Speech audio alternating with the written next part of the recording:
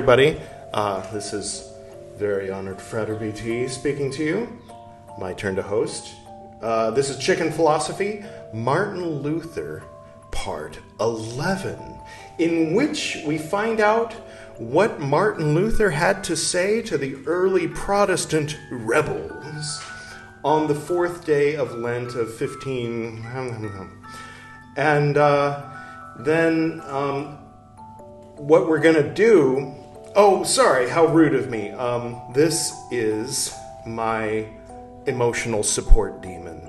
He just arrived from a long journey. I think I ordered him in November of 2023, and he's just arrived in June of 2024. Actually, I think he arrived in New Delhi in March, and then it took him 3 months to make the final leg of the journey down here to Goa. So if you're not familiar with the emotional support demon, and perhaps you would like your own emotional support demon, then just click here and subscribe to The Click and await further instructions. So for today, he's going to be hanging out with us right there. Although sometimes he might teleport up to there. Okay, so yeah, as I was saying, I went a little crazy with the incense. We were staying at this place up in North Goa, Sant something. Anyway, it looked like this. There's Piyu. So the funny thing is, like, it's a hotel, and it's designed to look like beautiful houses on either side of a small road. It's like a miniature sort of. It's inspired, I think, by like older parts of Goa. For example, Fonteinhas in the capital city. There's like a nice part of the capital city. But this is actually in Candolim, where you're much more likely to find like liquor stores and casinos and loud people, sweaty people late into the night doing karaoke and that kind of thing. And then like off to the side, just slightly, there's this, because the properties there are these long, thin lots, and so sometimes they get really creative. Little India beach cottages. If you're ever, heading to North Goa, these are places that I recommend. If you're like not on a very tight budget, these are, a little bit. They're not like Marriott type, But if you're like looking for like which hostel am I going to stay at, then ignore everything I'm saying right now. But Little India beach cottages is good. That's over in Kalangut. And this place is all right. It smelled a little weird, I have to admit. And so Piyu asked me to pick up some incense. So I went to the store, and if you've been following Chicken Philosophy, especially the BT recitals on Chicken Philosophy, then you know that I ran out of benzoin, and then I was using the frankincense that was the same brand. Well, that brand is sold up at this place called Newton in North Goa, and so I went over to Newton, and I picked up everything they had. I think this is all of them. I don't think I left anything over there. There's a nice oud that we'll use another time. We'll use that for Meccan Revelation. But for today, we're going to be using the frankincense and myrrh from the Oro Shika brand. If you were interested, so you kind of know what it's going to smell like here. It smells lovely here. So on account of our friend here, our new friend, the emotional support demon, for those unfamiliar with the Click, one of the things he does is he'll read memes from various Reddit threads, and he'll have sexism bingo and overbearing parent bingo, that kind of thing. Different types of bingo. So in homage, I'm not like intending to be like ripping him off, and this is just sort of in a funny way, and this isn't a new thing we're going to be doing from now on. This is just for this episode, just because of this guy. That guy. We're doing Lutheran Bingo today. So, whenever we get one of these things, whenever Martin Luther mentions one of these things or does one of these things, then we're going to mark it off on the bingo card. And when we get bingo, then we take a shot. Or, if you want, if you're playing at home, you can, whatever it is you're into, you can do that when we get bingo. So hopefully we won't get all the bingos. Otherwise we'll be pretty inebriated by the end of this. So, okay. We've got on the top row here, the devil. Yes, we know the devil. Yes, good friend. Dark Lord. Okay. So yeah, whenever Martin Luther mentions the devil, which he often does, we're probably definitely going to be getting that one marked off, probably pretty early on in his lecture today. And anyway, so that's the devil. And then next we have the Pope is the Antichrist, which I don't know, if he implies or if he just outright says the Pope is the Antichrist, then we'll mark that one off. We'll see how it goes. It's only happened once so far. We've got approving of the riots. Okay, so in the early days when Martin Luther, they say he nailed his thing up on the church door. That's actually kind of fallacious. He did not. What he did was he gave a speech at a college, at a religious college, and he talked about these 95 Theses, and he sent a copy of the lecture he was going to give to the Archbishop of the region. And that's what started all the controversy. And the nailing of the 95 up on the church door, from what I understand, is kind of a myth that started sometime in the 1800s, but this all went down in the 1500s. So sometimes that happens. An artist will depict, I think it was a painter that showed him putting up the. Anyway, moving along. So yeah, okay. So in the wake of what he did, a lot of people were already kind of pissed off about various things that the Roman Catholic Church was doing. So they started rioting and smashing idols and forcing nuns to marry and stuff like that. And there were all these different little branches of from radical Protestant to more, Lutheran type, kind of mellow Protestant.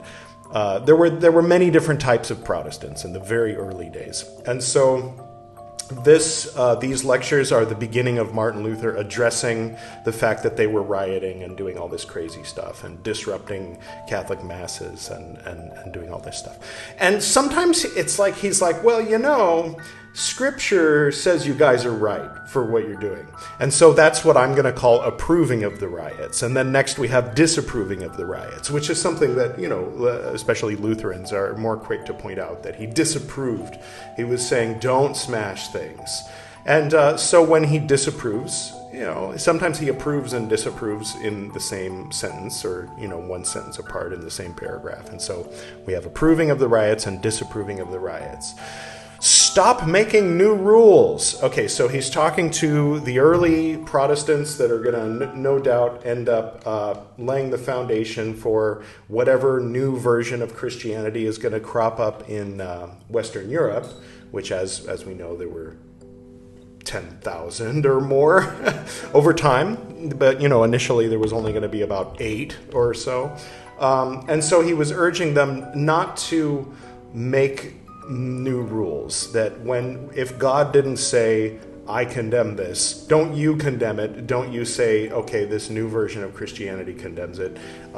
If you're reacting against this silly idea of a vow of chastity, for instance, in the church, don't make a rule that you have to be married, for instance, to be a monk or a priest or the equivalent of a nun or whatever, You're free to be married. You're also free to have to be chaste. You're free to eat meat, but don't force people to eat meat. If someone in their heart of hearts believes that they need to be vegetarian in order to be on their version of the wholesome path, then don't shove meat in their mouth and make them chew and swallow because you think that, since Paul told Timothy that, you should be able to eat whatever you want, that means that they have to eat meat. No. Let them be vegetarian. You don't have to be vegetarian. They don't have to eat meat.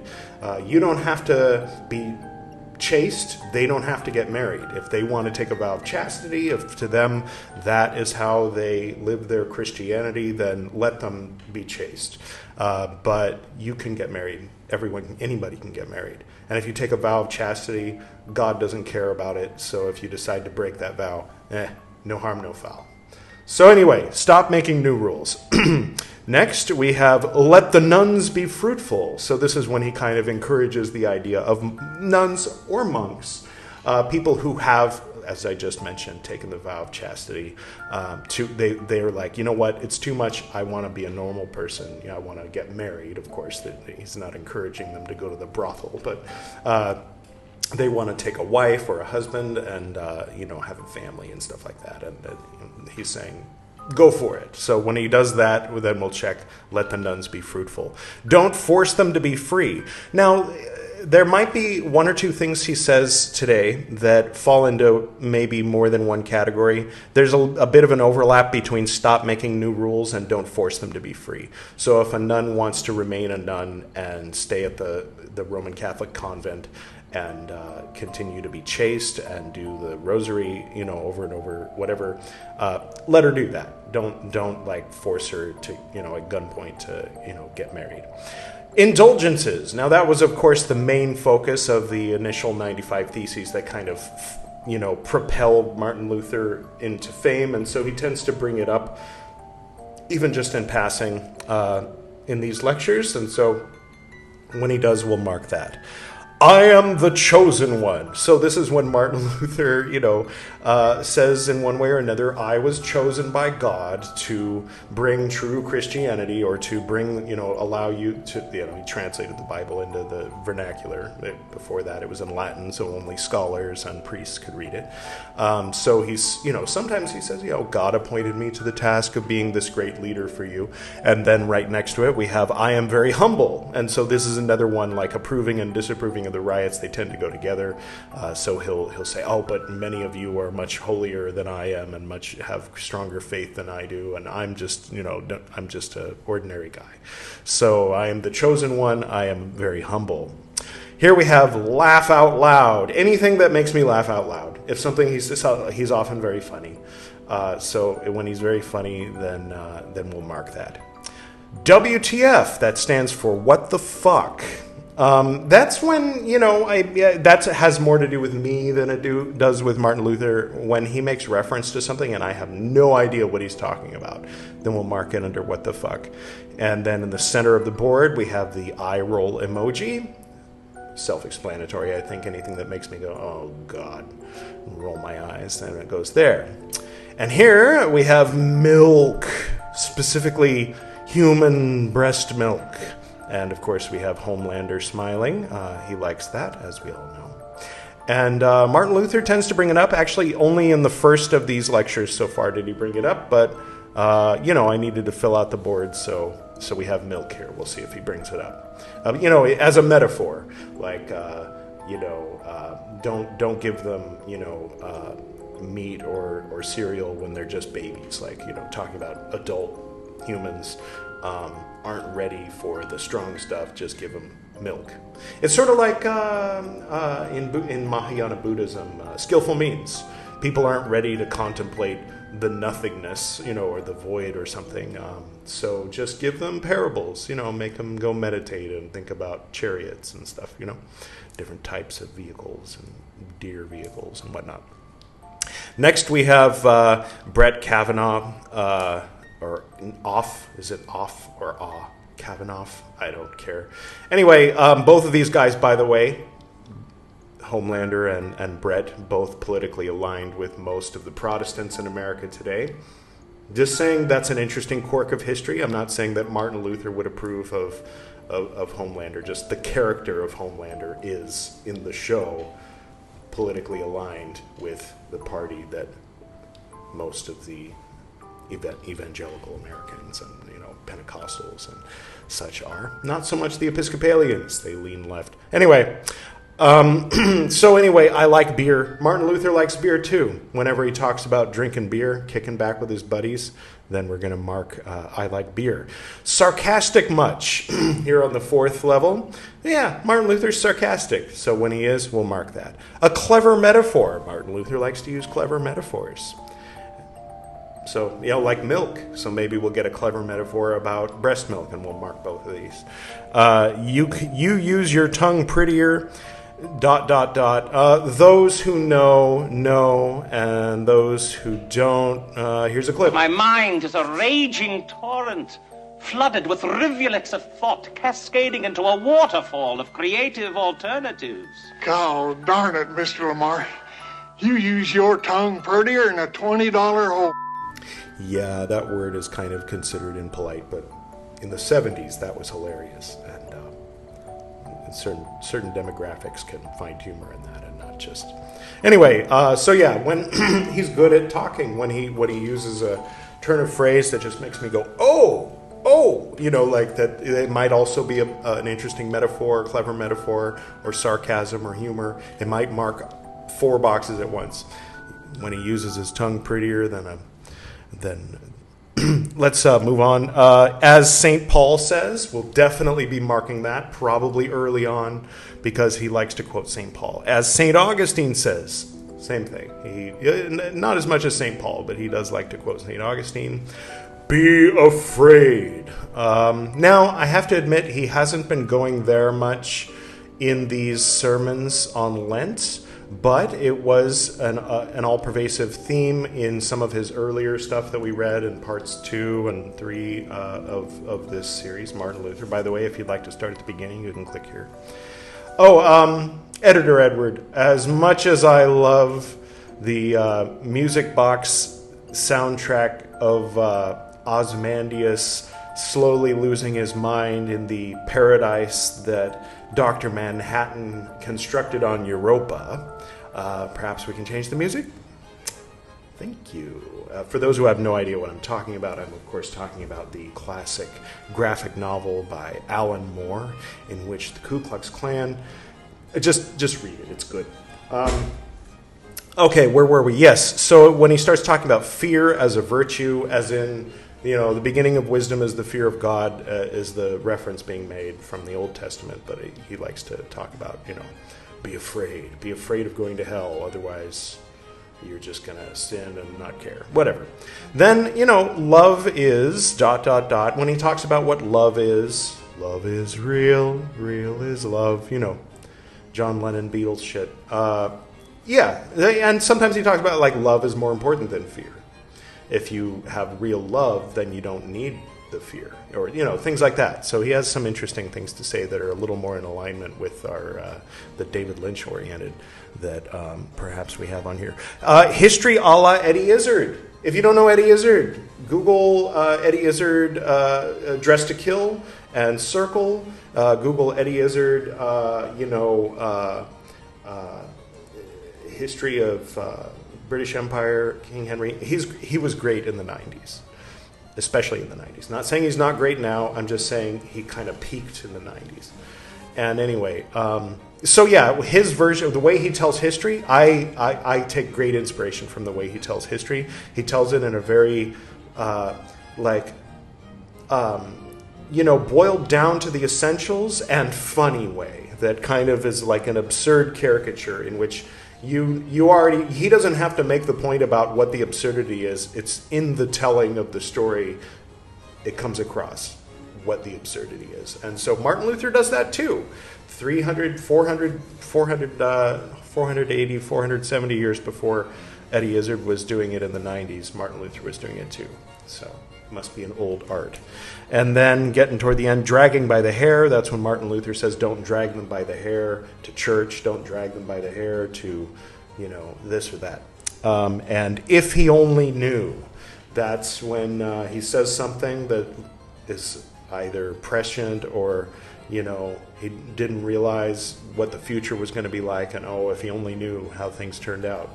When he said that, then, I don't know. Well, anyway, so that's enough setup. Now we're going to read the 4th sermon on Lent. Wednesday, March 12th, 1522. Dear friends, we have now heard about matters that are musts, like when the Mass is performed as a sacrifice. Next, we considered the things that are not necessary but free, such as marriage, the monastic life, and the removal of images. He's talking about things he's talked about before, so I'm not going to mark the bingo card just yet until he actually says something that's on the bingo card. And again, maybe nothing will be on the bingo card because the subject tends to be new each day. We have discussed these 4 subjects and have said that no matter what, love is the captain. For those familiar with 1 Corinthians, that's a very common theme. So here we're marking love is. We've got our first thing on the bingo chart. All right, continuing. Regarding images in particular, we saw that they ought to be removed when they are worshipped, otherwise not. Although, because of the abuses they can cause, I wish they were everywhere abolished. This cannot be denied, because everyone who places an image in a church imagines they have performed a good service to God, and they are doing a good work. And that, simply put, is idolatrous. But this, the greatest, foremost, and highest reason for abolishing images, you have passed by, and fastened on the least important reason of all. Because I suppose there is nobody, or certainly very few, who do not understand that the crucifix here is not my God. My God is in heaven, and this is simply a sign. The world, however, is full with that other abuse, because who would place a silver or wooden image in a church unless they thought they were serving God? Do you think that Prince Frederick, the Bishop of Hale, and the others would have dragged so many silver images into the churches if they thought they counted for nothing before God? This reminds me a little bit of the story of Bodhidharma going before the emperor in China, and the emperor in China saying, I hear you are a great Buddhist master. Tell me, how much merit have I gained for myself in the afterlife by building so many Mahayana temples around China? And without any hesitation, he responded, none whatsoever. Anyway, so Martin Luther, Bodhidharma, maybe some things in common. All right. No, they would have not bothered to do it. But this is not sufficient reason to abolish, destroy, and burn all images. He's kind of saying he disapproves of the riots, because that was one of the things they were doing in the riots, is burning and destroying images and statues and stuff. So I'm marking that as disapproving of the riots. All right. Because we must admit that there are still some people who hold no such opinion of them, but to whom they may well be useful, although they are few in number. Nevertheless, we cannot and ought not to condemn a thing which may be any way useful to someone. I'm going to mark that under stop making new rules. So people want to go to this iconoclastic, sort of, Moses smashing the golden calf, kind of like the Islamic approach of like no images, and some extreme folks want to smash images when they find them, even if they're in someone else's religion. Kind of rude. Like whatever nice things can be said about these groups of people, it's kind of rude to smash someone else's holy things, right? Even if you don't think they're holy. Stop it. Anyway, all right, so stop making new rules, stop smashing things. Right, and disapproving of the riots. Okie dokie. You should rather have taught that images are nothing, that God cares nothing for them, and that God is not served nor pleased when we make images to appease the Almighty. Rather, we would do better to give a poor person a gold coin than to give God a gold image. Ooh, I'm going to mark this one to you use your tongue. Pretty clever, Mr. Luther. That was a good turn of phrase, have to admit. I'll just read it again. Rather, we would do better to give a poor person a gold coin than to give God a gold image. All right. God has forbidden the latter, but not the former. If they had heard this teaching that images count for nothing, they would have ceased of their own accord, and the images would have fallen without any uproar or tumult, as is already happening. This isn't quite leaning far enough into approving of the riots. He's saying, you don't need to smash them, they'll get smashed. Therefore, we must be on our guard, because the devil... Here we go. Oh my God. All we need is approving of the riots, and the Pope is the Antichrist, and we'll have our first bingo. All right, where were we? Yes. We must be on our guard because the devil, through his minions, is after us with all his craft and cunning, even though it is true and no one can deny that the images are evil because they are abused.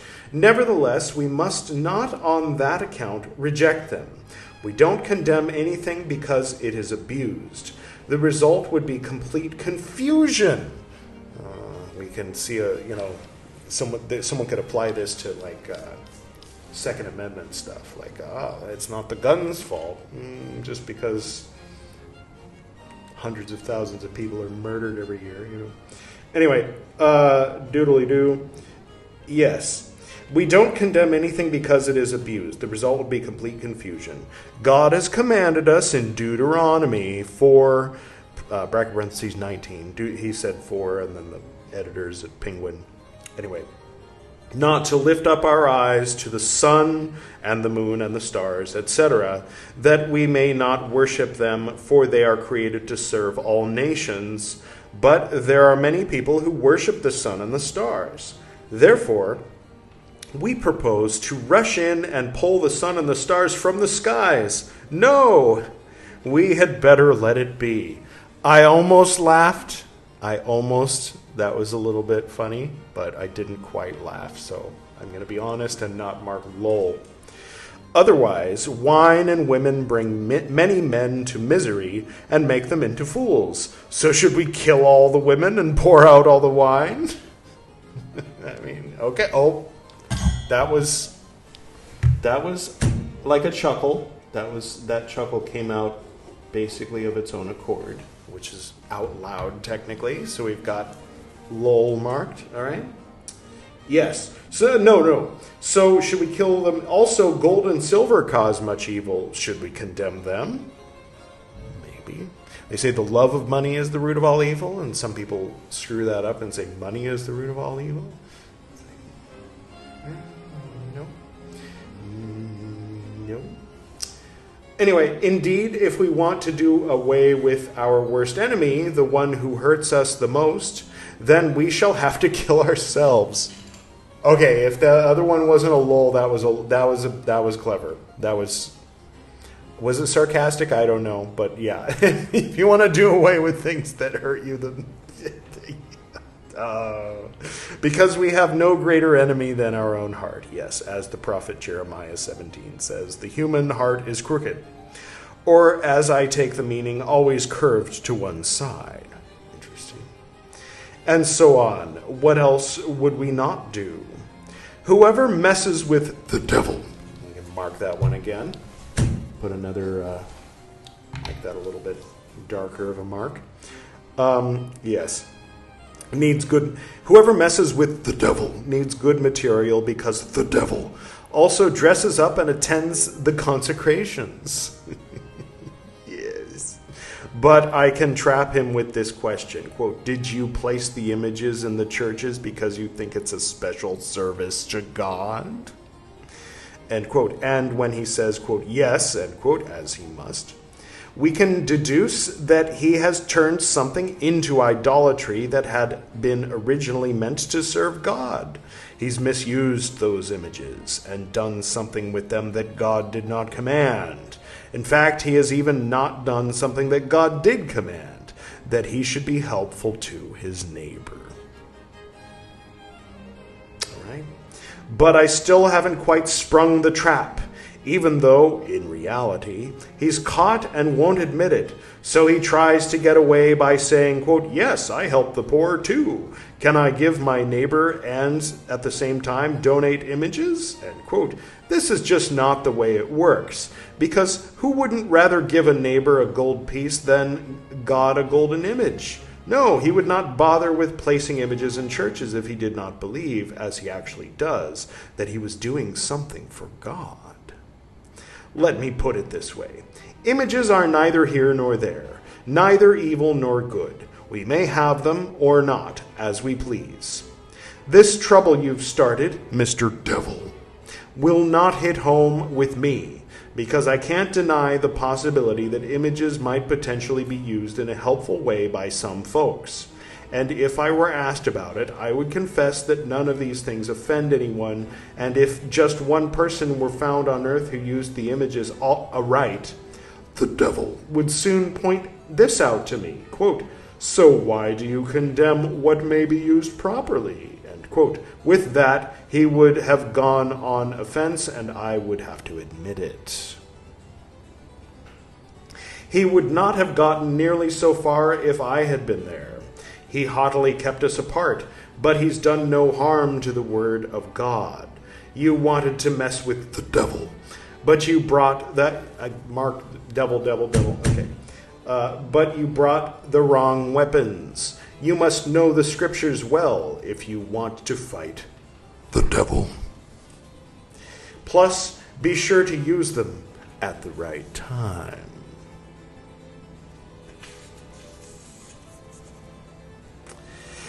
Let's move on and talk about eating of meats. I was going to put something about eating meat on there, but I didn't. And what our attitude should be in this area. It is true that we are free to eat any kind of food, meats, fish, or butter. This no one can deny. It's simply the case that God's given us free choice about this. Nevertheless, we must know how to use our liberty, and in this matter treat the weaker brother or sister quite differently from those who are just plain stubborn. Observe, then, how you ought to use this liberty. First, if you cannot abstain from meat without harm to yourself, or if you are sick, you may eat whatever you like. And if anyone takes offense, let them be offended. Even if the entire world were offended by it, you are not committing a sin. God can approve it in view of the liberty so graciously bestowed upon you and in view of your health needs that would be endangered by your abstinence. All right. Second, if you should be pressured to eat fish instead of meat on Friday, and to eat fish and abstain from eggs and butter during Lent, etc., as the Pope has done with his fool's laws, then you must in no way allow yourself to be drawn away from the liberty in which God has placed you, but do just the contrary to spite him and say, because you forbid me to eat meat and presume to turn my liberty into law, I will eat meat in spite of you. And thus you must do in all other things that are matters of liberty. To give you an example, this is sort of like a precursor to do what thou wilt shall be the whole of the law, like he's kind of saying all these silly rules that the Catholic Church arbitrarily, put there that aren't based on Scripture, and even some of the ones that are based on Scripture, fuck it. You're free. You don't have to do those things. And if they tell you to do those things, or they tell you not to do those things, then do them in their face. Eat the meat and chew it in the face of the priest who's telling you that you're sinning, right? Okay. And thus you must do in all other things that are matters of liberty. To give you an example, if the Pope or anyone else were to force me to wear a cowl, just as he prescribes it, I would take off the cowl, just to spite him. But because it is left to my own free choice, I wear it or take it off according to my pleasure. Third, there are some who are still weak in faith, who ought to be instructed, and who would gladly believe as we do, but their ignorance prevents them. And if this were preached to them, as it was to us, they would be one with us. We need to treat such well-meaning people rather differently from the way we treat stubborn people. The Protestant church won't grow at all if you're just an asshole to everybody, right? We must bear patiently with these people and not use our liberty. Oh, okay. So if you go into the house of someone you think you might bring over to the Protestant side, and they're like, oh, well, it's Lent, of course, so we're having fish, then just say, okay, I'll have fish. Don't be like, what? Well, I brought my own pork. Eat it. Don't do that. Don't do that. Basically, right? Yes. But they're ignorant, yes. We need to treat, yes, differently from the way. We must bear patiently with these people and not use our liberty because it brings no peril or harm to body or soul. In fact, it is rather salutary, and we are doing our brothers and sisters a great service besides. But if we use our liberty unnecessarily and deliberately cause offense to our neighbor, we drive away the very one who in time would come to our faith. Similarly, St. Paul, doodly-doo, I'm going to mark as St. Paul says. I don't know if we're going to get any bingos today. All right, we'll see. Circumcised Timothy, did he? Because native Jews had taken offense. Oh, I didn't know that. He reasoned like this, quote, what harm can it do? They are offended because they misunderstand, end quote. But when in Antioch they insisted that he ought and must circumcise Titus, Paul resisted, and to spite them refused to circumcise him. This is from Galatians chapter 2. He stood his ground. And Paul did the same kind of thing when St. Peter, through his freedom, blew an evil thought into the hearts of some unsophisticated folks. Peter was eating pork and sausages with some Gentiles, but when some Jews arrived, he abstained from these foods and did not eat as he had previously. Then the Gentile converts thought, quote, whoa, we need to be like the Jews, eat no pork and follow the law of Moses, end quote. Maybe I should substitute Jewish people when Martin, it's just because the shortened version of the word in certain contexts. Well, anyway, I'll just read it. But when Paul learned that they were acting to the injury of evangelical freedom, he confronted Peter publicly and gave him an apostolic reprimand, saying, quote, if you, though a Jewish person, live like a Gentile, how can you compel the Gentiles to live like Jewish people? It sounds nicer. End quote. Galatians chapter 2. Thus, we too should order our lives and use our liberty at the proper time, so that Christian liberty may suffer no injury and no offense be given to our weak brothers and sisters who are still without the knowledge of this liberty. Well, I was assuming, I guess I thought we would at least get one bingo. Let's see here. He really, by no stretch of the imagination, did he say the Pope is the Antichrist today. He didn't exactly approve of the riots. I'm not going to mark that. I'm just seeing if in retrospect we can squeeze a bingo out of today's Let the Nuns Be Fruitful. I mean, he didn't directly reference that. Don't force them to be free. Yeah, he did kind of say, yeah, that's kind of what he was saying at the end. Like, don't force the people who are fasting to eat meat. don't force them to be free, right? He did not talk about indulgences today. He did not say he was the chosen one or point out his humility. Was there any what the fucks? Did I roll my eyes? I mean, on a certain level, deep down, I roll my eyes when, because I did go through a few years of being vegan, and my inner vegan that's hiding somewhere in my unconscious rolled his eyes about all this, like using scripture and religion to justify meat eating and being condescending to people who abstain from meat. So I'm gonna do eye roll emoji from there. And if he only knew, I'm going to go ahead and mark if he only knew, just in general, because of how the world is today with vegetarians and vegans and other reasons to abstain from meat, like, just not wanting to torture animals. And taking the compassion of Yeshua, or the one he would call Jesus or Christ or whatever, to extend that to all sentient beings like Lord Buddha, and actually opt to maybe sacrifice a little bit of health even in order to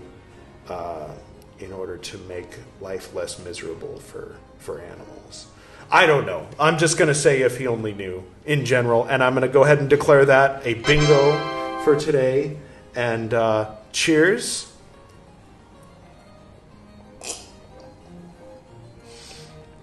And all the sinning I did in making this episode, and this guy with his, that guy is washed away by the shot that I took when we got bingo. And just out of curiosity, he didn't say milk, he didn't talk about beer. He was a little sarcastic, I think. Yeah, facetious at the very least, so if we stretch the definition. Clever metaphor. I think there was a clever metaphor in there, we're going to go ahead and say, but he didn't talk about St. Augustine. He didn't tell you to be afraid or anybody. History a la Eddie Izzard, did he do any of that today? Not really. Didn't talk about dragging by the hair, but we did get one bingo today, and we almost got two. All right, so I hope that you enjoyed today's special, unusual episode of Chicken Philosophy. Martin Luther, part 11. And is there anything else? Oh, yeah, I just wanted to mention that Ibn Arabi has been talking in the Meccan Revelations, section of Chicken Philosophy lately about how Muhammad didn't want people to come up and talk to him too much because that would always result in them asking him something, and then his casual response would end up becoming a new law. They would go right down, this is what Prophet Muhammad, blessed, all that. This is what he said when I asked him this question, so let it be known that this should be. And so he was sick of that happening, and so he would just say, if I don't talk to you, don't talk to me. And so Martin Luther seems to be, saying, all right, no, don't make rules out of this or that, just things that you don't like, things that I don't like, just to clarify, I don't like that. Don't make a rule that people aren't allowed to have that.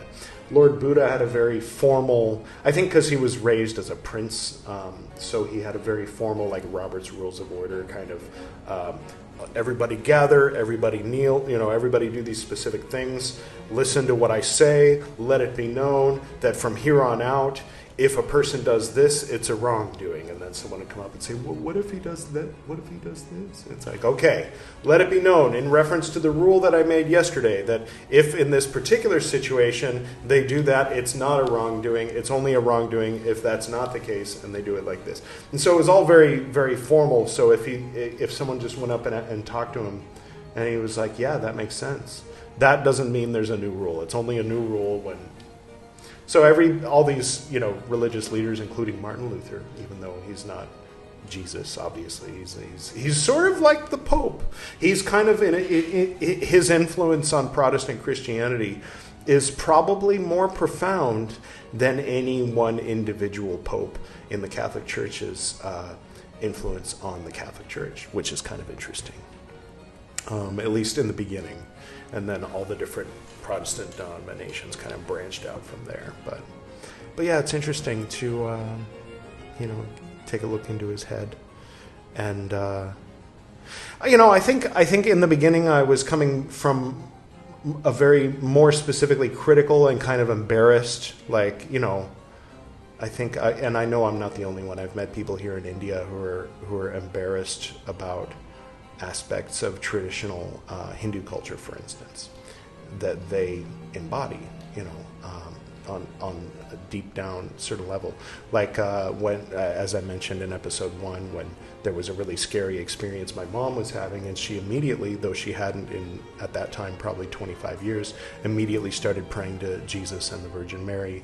And I know someone here in India who, doesn't consider themselves religious, doesn't consider themselves, though having been raised Hindu, doesn't consider themselves Hindu, but in a moment of terror, started the chant to Hanuman. I don't remember what that's called. There's a name, the Gayatri mantra, because that's kind of what they tell little kids, if there's a ghost or a demon or something really bad happening, if you're having a nightmare, just do this mantra and it'll protect you. And so I think that it's, more than half the belief than the words themselves. So if you tell a small child, or if everybody knows, everybody in the village knows, everybody at the church says, or the temple or whatever, that these are the powerful words that you use. And I have to admit, though I was a bit older, my parents taught me about using white light and pink light when I was very young. And then later, I learned about the Rose Cross ritual, and that involves a lot of pink light and stuff like that. So I think the belief that was instilled in me at a young age, in more of a New Age kind of way, was given form intentionally. I was doing it to myself, sort of self-hypnotic, kind of like through repetition and through, coming to see the symbol of the Rose Cross, the tattoo here, as a symbol of protection and healing, to the point where I still use it when someone asks me. I'm not saying ask me, please don't. But yeah, when someone in my family needs, they're like, I feel like my neighbor, my cousin is magically attacking me because of a property issue or whatever, which is more common than you'd think here.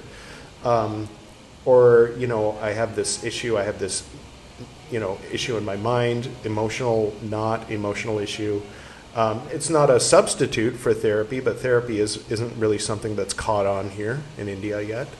And so I'll do, Rosicrucian Aura at AC, Golden Dawn type healing work.